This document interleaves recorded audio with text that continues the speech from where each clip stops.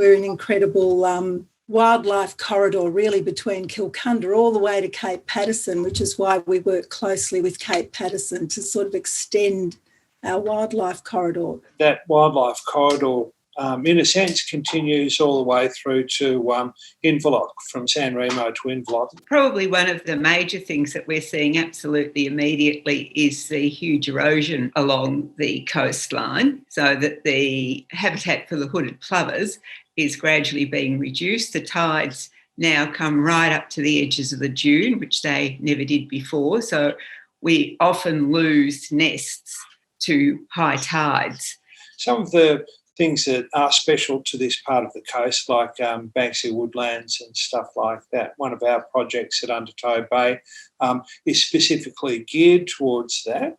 And we recognise that even with climate change, a local species like coastal Banksia are a fairly resilient sort of species, and the only thing that's stopping them from flourishing, basically the lack of fire control would be one of them. But the other one obviously is invasive weeds, that they get smothered pretty readily by introduced species like shiny leaf, sweet pittosporum, things like that. I think one of the interesting things I've noticed, because when we first started coming down here in the kind of early 70s, and my in-laws built down here in the mid-1960s, it was actually grazing land.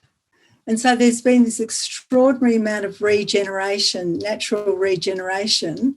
Nature's done the work, and then we've followed it up in the ensuing decades. There's certainly going to be a lot more pressure on the coast. I think, especially post-COVID, there'll be a lot of people looking to make a sea change.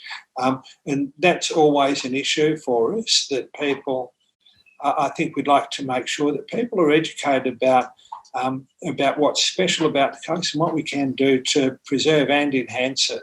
So I feel like it's been a constant balance between enjoying and protecting what we've got and educating folk to keep looking after it.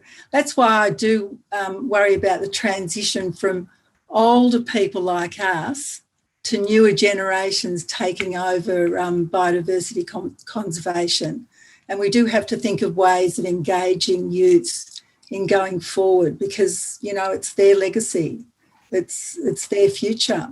How we're going to pass the baton to the next generation, and how we're going to manage the increased use of the coastline and climate change. I think they're our big questions.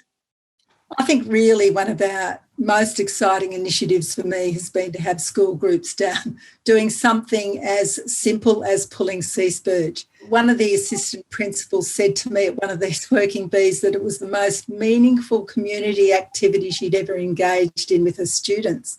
And hopefully some of these kids will go on and they'll pick up the baton and they'll join conservation groups and they'll join friends of groups. And, you know, hopefully it will. I'm sure it will, because we were young when we started too.